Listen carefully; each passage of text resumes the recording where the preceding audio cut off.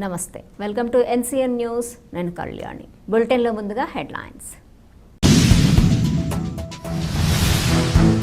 Deputy CM ఇలాకాలో దళిత కుటుంబాలు బహిష్కరణ, ఖండిస్తున్నామంటూ దళిత సంఘాల నిరసన.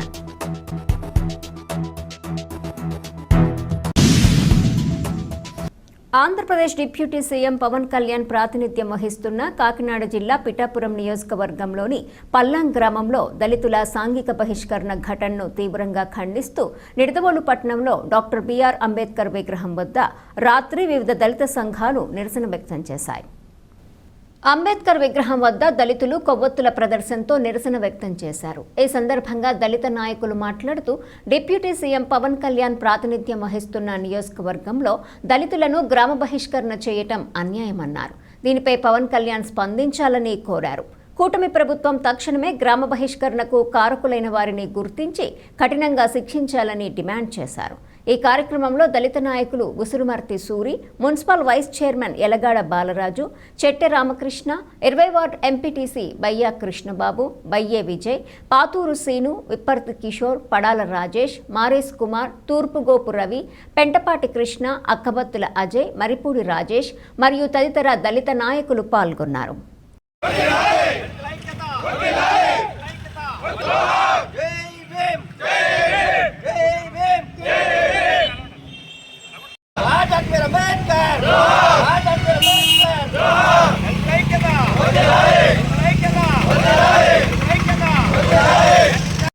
జరుగుతున్నటువంటి దాడులను, దళితులని ఎందుకు ఈ చిన్న చూపు చూస్తున్నారు? ప్రభుత్వ పార్టీలన్నిటికీ కూడా ఎస్సీలు అందరూ కూడా ఎంతో దగ్గరగా ఉండి ఈ కూటమి ప్రభుత్వాన్ని గెలిపించడం జరిగింది. ఎస్సీలు ఓట్లు వేయలేదా, ఎస్సీలు పవన్ కళ్యాణ్ గారికి సపోర్ట్ చేయలేదా అన్న దాని గురించి మీరు అందరూ ఒకసారి ఆలోచించాలని నేను ఈ సభాముఖంగా తెలియపరుస్తున్నానండి. అదేవిధంగా భారత రాజ్యాంగంలో డాక్టర్ బాబాసాహెబ్ అంబేద్కర్ అందరికీ ఈ రాజ్యాంగం అందాలని, అందరూ ఈ రాజ్యాంగ హక్కులను పొందాలని ఆయన మహనీయుడు బాబాసాహెబ్ అంబేద్కర్ రాజ్యాంగం రాయడం జరిగింది. ఆ రాజ్యాంగాన్ని ఈరోజు అమలు చేయడం జరిగింది. ఎందుకంటే అనేక రకాలుగా అనేక ఇబ్బందులు పెడుతూ దళితుడిని చిన్నచూపు చూస్తూ దళితులకు అసలు వాల్యూ లేకుండా మాట్లాడుతున్నటువంటి ఈ కూటమి ప్రభుత్వాన్ని ఒక్కసారి డిప్యూటీ సీఎం పవన్ కళ్యాణ్ గారిని గుర్తు తెచ్చుకోవాల్సిందిగా మనందరికీ ఎంతైనా అవసరత ఉన్నదని చెప్తున్నానండి. ఎందుకంటే ఒక దళితుడు కిరాణా కొట్టుకు వెళ్తే మీకు కిరాణా సరుకులు ఇవ్వద్దన్నారు, మిమ్మల్ని ఊరి నుంచి వెలివేశారంట అని చెప్పడం జరిగింది. ఒక సహోదరి పేపర్ ప్లేట్స్ ఒక షాపులో పని చేస్తారంటే మీకు పని ఇవ్వద్దని చెప్పేసి వాళ్ళని పని నుంచి వెళ్ళిపోమని చెప్పడం కూడా జరిగిందండి. అలాగే ఒక బ్రదర్ అయితే టిఫిన్కి వెళ్తే ఆ టిఫిన్ షాప్ దగ్గర మీకు టీ కానీ టిఫిన్ కానీ మీకు ఇవ్వద్దని చెప్పి ఈ ఊరి నుంచి మిమ్మల్ని వెలివేశారంట.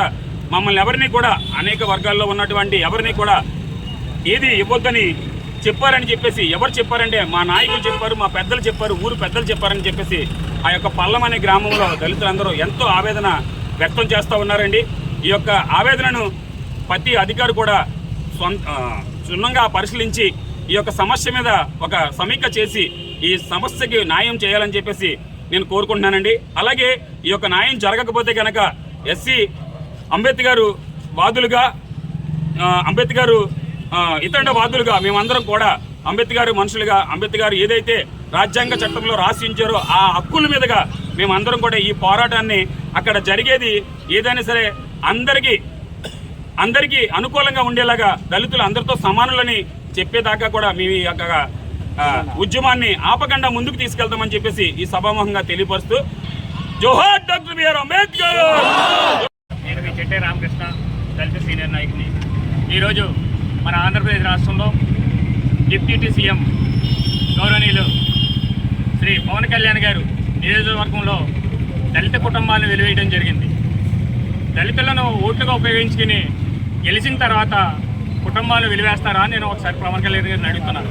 ఎందుకంటే కూటమి ప్రభుత్వం వచ్చి నేటికి సంవత్సరం పూర్తయిన సందర్భంలో కనీసం దళితులకి వాల్యూ లేని, దళితులను గుర్తించలేని ప్రభుత్వంగా కూటమి ప్రభుత్వం మిగిలిపోయిందని నేను తెలియజేస్తున్నాను. ఎందుకంటే పవన్ కళ్యాణ్ గారు డిప్యూటీ సీఎం అయిన తర్వాత పిఠాపురం శాసనసభ్యులు ఎన్నికైన తర్వాత దళిత స్త్రీని ఆటోలో తీసుకెళ్లి పాడు చేయడం జరిగింది. అలాగే ఈరోజు చూస్తే మల్లో అనే గ్రామంలో దళిత కుటుంబాలకి టిఫిన్ ఇవ్వడం కానీ వాళ్ళని పనిలో పెట్టుకోవడం కానీ వెలివేయమని ఈ నాగరికతను కొత్తగా కూటమి ప్రభుత్వం తీసుకొచ్చిందని నేను అడుగుతున్నా. ఎందుకంటే ఎక్కడా లేని రాచరికం, గతంలో ఉన్న రాచరిక పాలనలో ఉన్న అన్ని కట్టుబడులను ఇప్పుడు తీసుకురావటం ఈ యొక్క భారత రాజ్యాంగాన్ని పక్కదోవ పట్టేస్తాకి మూల కారణమని ఈ దళితులందరూ గమనించాలి. ఎందుకంటే ఇవాళ మల్లం పిఠాపురం నియోజకవర్గం మల్లం గ్రామంలో జరిగింది, రేపొద్దున మన నిడదవోలు నియోజకవర్గంలో జరగవచ్చు, మన చర్చిపేటలో జరగవచ్చు, మన నిడదవోలులో జరగవచ్చు.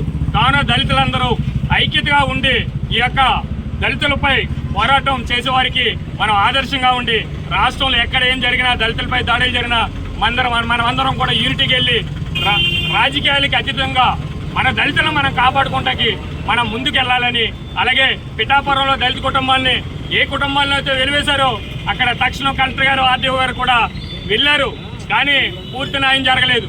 ఆ దళిత కుటుంబాలు ఎంక్వైరీ చేసి ఎవరైతే కుటుంబాలు వెలివేయమన్నారో, ఎవరైతే ఈ నాగరికతను తీసుకొస్తున్నారో వారిపై ఎస్సీ ఎస్టీ అట్రాసిటీ చట్టం నమోదు చేసి వారికి తగిన శిక్ష విధించాలని ఈ దళిత సంఘాల తరపున కోరుచున్నాం.